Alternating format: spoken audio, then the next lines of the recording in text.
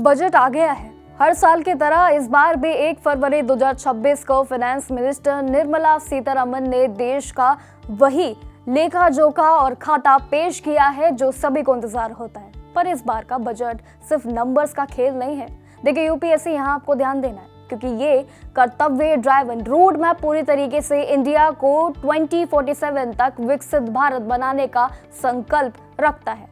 निर्मला जी ने इस बार 9th consecutive time budget पेश करके एक अलग रिकॉर्ड इस बार फिर से बना डाला है और साथ ही ये पहला बजट है जो नए कर्तव्य भवन से इंस्पायर होकर लाया गया है और बनाया गया है। लेकिन क्या आप इस बारे में जानते हैं? वो आप पूरी वीडियो में देखिएगा।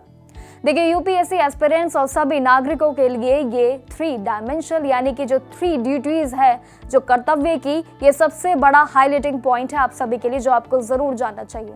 चलिए जानते हैं इस पूरे बजट प्लान के बारे में, आखिर क्या खास आपके लिए आया है और क्या आपके लिए उम्मीदें हैं। देखिए, फाइनेंस मिनिस्टर निर्मला सीतारमण ने पार्लियामेंट में यूनियन बजट 2026 से लेकर 27 का पूरा प्लान पेश किया है, जो इस बार खास तौर पर कर्तव्य भवन में तैयार किया गया है और पहला ये एक ऐतिहासिक बजट भी जरूर माना जाता है। इस बजट की पूरी स्ट्रैटेजी जो है वो 3 कर्तव्य यानी कि 3 डायमेंशनल जो 3 ड्यूटीज है उस पर टिकी हुई है। देखिए, पहला कर्तव्य है आपका ग्लोबल से जुड़ा हुआ, जितना भी लेखा जोखा आपका ग्लोबल से जुड़ा हुआ है, इंडिया के इकोनॉमिक ग्रोथ को तेजी से लेकर और साथ ही मजबूत बनाने की जितनी भी प्रक्रिया है वो दुनिया में कैसे रखी गई है। वही दूसरा जो है वो कर्तव्य ये है कि देश के लोगों की इंस्पिरेशन यानी कि जो उनके सपने होते हैं उनको पूरा कैसे किया जा सके और साथ ही उन्हें इतना काबिल बनाने की जो प्रक्रिया है अब वो भी तेजी से कैसे लाई जा सके। इसी बराबरी में अगर देखा जाए तो हमारा तीसरा कर्तव्य भी जरूर शामिल होता है, सबके साथ सबका विकास। जी हाँ, ये तीसरा है कर्तव्य जिसमें विजन के साथ हर परिवार, हर रीजन और हर सेक्टर तक रिसोर्सेज और अपॉर्चुनिटीज पहुंचाना है ताकि विकास का फायदा देश के हर नागरिक को हो और आखिरी कोने तक ये सभी अपॉर्चुनिटीज पहुंच सके।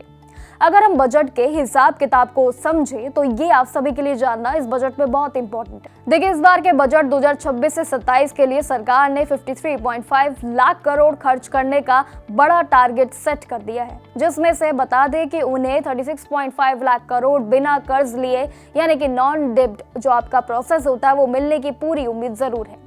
इस खर्चे को पूरा करने के लिए सरकार मार्केट से टोटल 17.2 लाख करोड़ का पूरा ये जो उधार है वो करेंगे। लेकिन सबसे अच्छी बात यूपीएससी पर्सपेक्टिव से जरूर हमें देखने को मिलती है, जिसमें देखा जाए तो सरकारी घाटा धीरे धीरे कम कैसे हो रहा है और जो पिछले साल 4.4% को वो अब गिराकर 4.3% पर कैसे आ गया है और देश का ये टोटल कर्ज जो है वो जीडीपी रेशो के सहित यानी कि 56.1% से घटाकर 55.6 तक कैसे अनुमान है।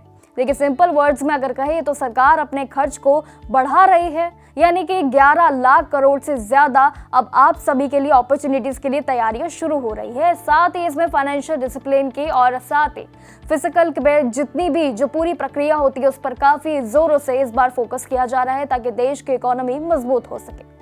वहीं साथ ही इस बार देखा जाए तो फर्स्ट कर्तव्य जो पूरी तरीके से पेश किया गया है वो काफी फोकसिंग आप सभी के लिए है। इंडिया के मैन्युफैक्चरिंग से लेकर पावर हाउस और पूरा इंफ्राकिंग बनाने की पूरी प्रक्रिया सेट कर दी गई है।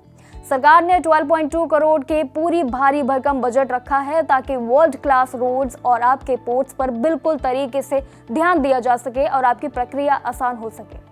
लेकिन सबसे बड़ा धमाका मैन्युफैक्चरिंग से जरूर दिखाई देने को मिलता है, जहां पर बायोफार्मा शक्ति जहां पर 10,000 करोड़ का और ये सेमीकंडक्टर मिशन 2.0 के जरिए इंडिया के ग्लोबल हब बनाने की प्रक्रिया अब तैयार कर दी गई है। वही साथ ही टेक्सटाइल और खड़ी जितनी भी मॉडर्नाइजेशन तरीके इस बार इस्तेमाल किए जा रहे हैं, नई स्कीम्स को लेकर जो है वो काफी तेजी से होने वाले हैं।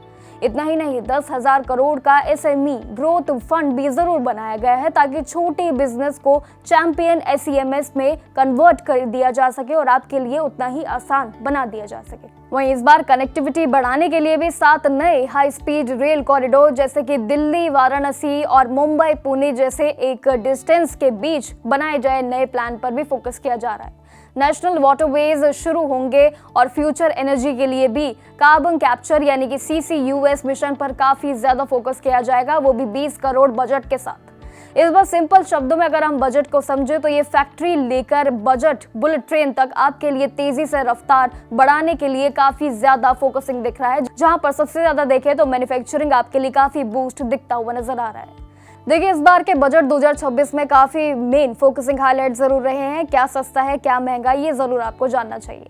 देखिए, निर्मला सीतारमण जी ने बजट में कैंसर जैसी बीमारियों से लड़ रहे परिवारों को इस बार बड़ी राहत दे दी है। दवाइयों को लेकर बड़े ऐलान किए गए हैं, जहां पर 17 लाइफ सेविंग ड्रग्स और 7 रेयर डिजीज की इंपॉर्टेंट दवाइयां जो होंगी उस पर अब कस्टम ड्यूटी हटा दी गई है, जिससे इनका इलाज जो है वो सस्ता हो जाएगा और साथ ही उनके लिए लाभदायक काफी ज्यादा स्कीम्स भी आ रही हैं। वहीं ग्रीन एनर्जी को बूस्ट देने के लिए भी ईवी बैटरीज और सोलर पैनल्स पर रॉ मटेरियल्स पर भी काफी ज्यादा फोकस किया जा रहा है टेक समेत, जो कि फ्यूचर में एनवायरमेंटल और साथ ही पॉकेट दोनों के लिए आपके लिए अच्छा रहेगा। वहीं मिडिल क्लास वालों के लिए भी इस बार काफी अच्छी खुशखबरी जरूर देखने को मिली है। देखिए, देखा जाए तो ओवर एरियाज जो टूर पैकेजेस आपके होंगे, यानी कि अगर आप विदेश में पढ़ाई करना चाहते हैं, विदेश में अगर आप घूमना चाहते हैं, तो उसके लिए भी अब जिससे बाहर जाना या पैसे भेजना अब बिल्कुल आपके लिए सस्ता पड़ जाएगा। लेकिन शेयर बाजार में भी ट्रेंडिंग करने वालों के लिए थोड़ी सी महंगाई खबर जरूर देखने को मिली है। STT यानी कि सिक्योरिटी ट्रांजिशन टैक्स जो आपका है वो उसको बढ़ा दिया गया है ताकि सट्टेबाजी पर लगाम लगा दिया जा सके। साथ ही शराब, मिनरल्स और कई आपके जो रोजाना आइटम्स हैं उन पर अब महंगाई जरूर होंगी, क्योंकि उन पर अब TCS बढ़ा दिया गया है। लेकिन ओवरऑल देखा जाए तो ये बजट बड़ा अलग है। बजट में हेल्थ, ग्रीन एनर्जी, टूरिज्म ये सब चीज सस्ता कर दिया गया है, लेकिन ट्रेडिंग से लेकर जो आपके लग्जरी रोजाना आइटम्स है उनको थोड़ा सा महंगा जरूर बना दिया गया है, ताकि देश 2047 के विकसित भारत के लिए लक्ष्य जो है वो अपना प्राप्त कर सके। आप क्या कहते हैं इस पूरे बजट के बारे में, हमें कमेंट सेक्शन में जरूर बताइएगा। लेकिन UPSC एस्पिरेंट्स इन सभी की हाइलाइट्स पर ध्यान रखिएगा, क्योंकि कभी भी आपके एग्जाम में इनसे रिलेटेड सवाल जरूर आपसे पूछे जाएंगे। तैयारी शुरू कर दीजिए। बाकी जानकारियों के लिए बने रहिए हमारे साथ और देखते रहिए जागरण जोश। नमस्कार।